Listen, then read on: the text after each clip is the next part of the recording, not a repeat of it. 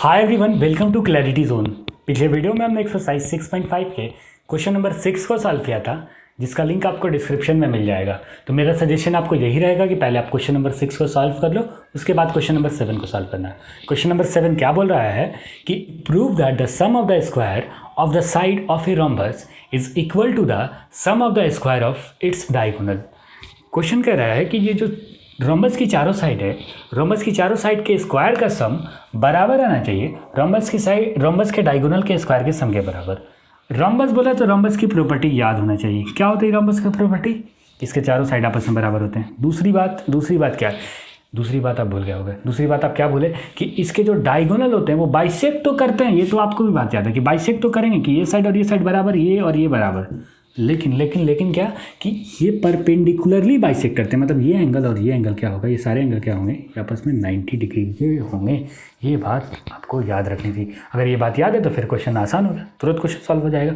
अब क्या है, जब जैसे देखो पाइथागोरस लगा सकते हो, क्योंकि यहाँ पे 90 आ गया तो आप पाइथागोरस लगा सकते हो। पाइथागोरस लगाना है सबसे पहले किसमें, यहाँ पे टोटल 4 ट्रायंगल बन रहे हैं, एक number 1, number 2, number 3, number 4, 4 triangle बन रहे हैं। बारी बारी से चारों ट्रायंगल में हमको बस पाइथागोरस लगाना है।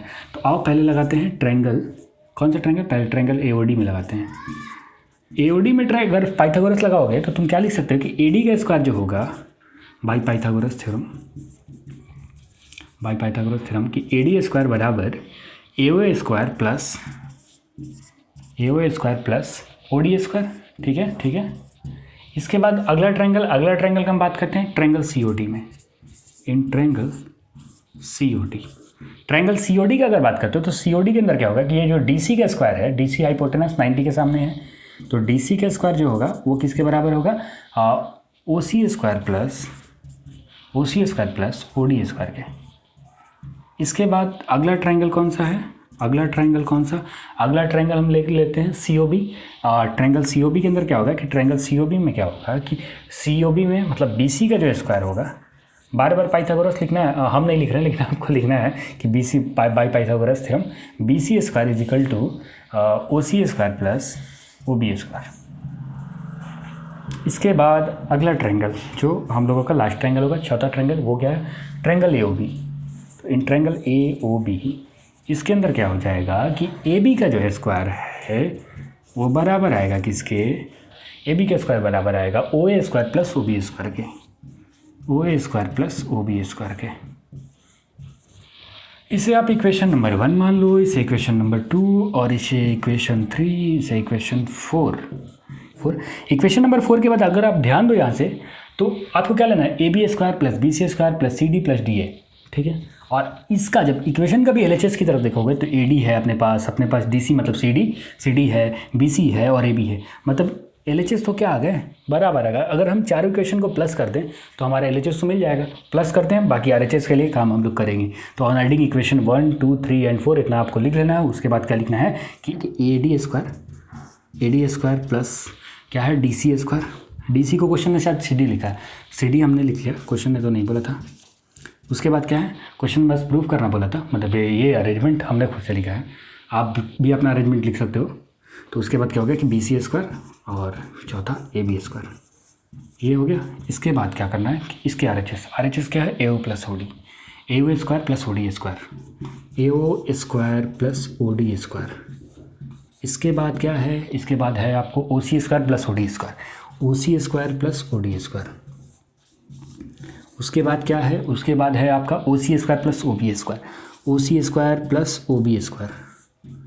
उसके बाद लास्ट वाला क्या है? लास्ट वाला है आपके पास O A square plus O B square, O A square plus O B square, O A square plus O B square. वो तेरी बोर्ड तो पूरा भर गया। मालूम है क्वेश्चन क्या बोल रहा है कि अब बोल रहा है क्वेश्चन हमसे कि अब हम पहले वाले लिबिल वाले क्वेश्चन नहीं रह गए, अब हमको चाहिए फुल स्पेस। तो अब इसको देना पड़ेगा फुल स्पेस। तो फुल स्पेस देना होगा तो हमको ये मिटाना पड़ेगा, मिटाते हैं।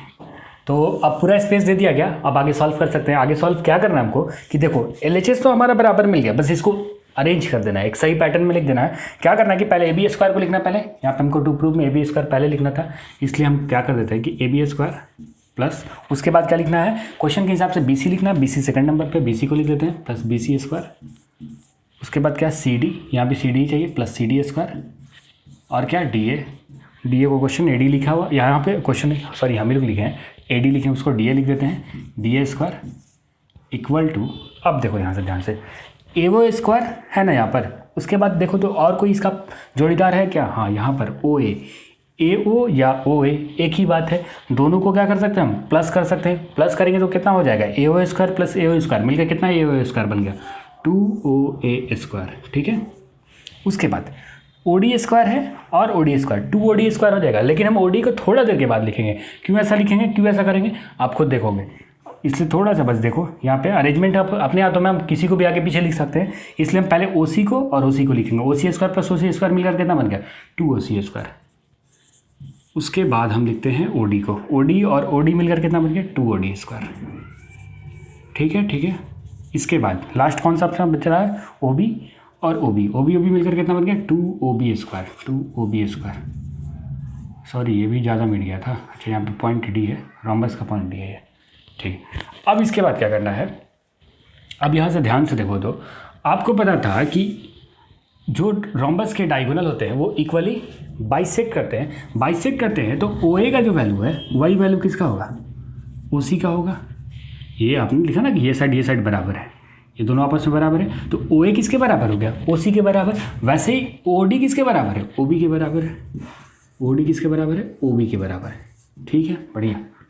तो आप इस ओ सी की जगह पे क्या लिख सकते हो, ओ सी की जगह पे वापस ओ ए लिख सकते हो कि नहीं लिख सकते, लिख दोगे, यहाँ पे लिख दो 2OA का स्क्वायर, 2OA का स्क्वायर, और पहले से कितना है, पहले से तो हमारे पास 2OA स्क्वायर है, इसको भी लिख देते हैं 2OA स्क्वायर। अब इस OB की जगह पे क्या लिख सकते हो, OB की जगह पे वापस OD लिख सकते हो, तो इसकी जगह पे लिखते हैं plus 2OD square, OD square, और पहले से हमारा यहाँ पर भी 2OD स्क्वायर है, 2OD स्क्वायर।